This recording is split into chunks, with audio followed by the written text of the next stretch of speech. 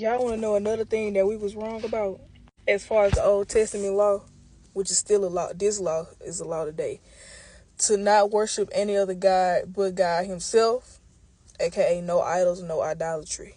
In the New Testament, it's love the Lord your God with all your heart, soul, and mind, and still worship him alone. People nowadays be like, oh, you can't even worship no other guys if you want to. He's such a narcissist. God is a narcissist. No, because according to 2 Kings 17 and 16, it's a reason for that. First off, the Israelites, this law was for the Israelites and the Israelites only, because they were Jews. This is Jewish law. So the law only applied to them.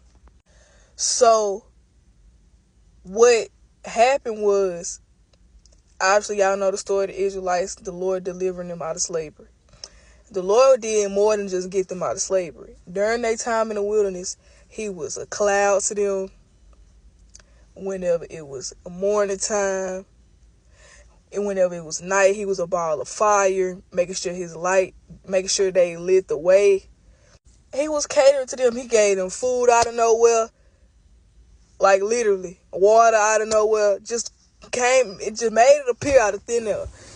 He did so much for them people, just for them to turn around and go to paganism. What's wrong with that? The pagans were sacrificing children for gods that didn't even exist. Let this sink in. They were burning children, making burnt offerings out of kids, their sons and daughters, to offer them up to their false god. And the Israelites started doing this, not to their God,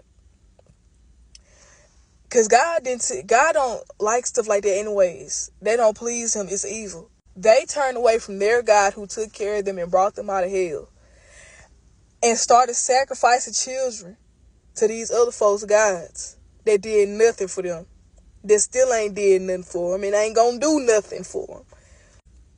And because of this, the Lord banished them from his presence, as he should. I would be mad too. I would be highly upset.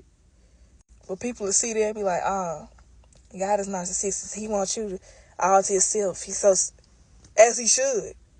Personally, as an artist, if I was to create a world with my drawings and art, and I gave my characters free will, and I written their stories, and I have a specific plan for them to follow through with, and they veer off of it, especially if I take care of them in said story, and they veer away from that,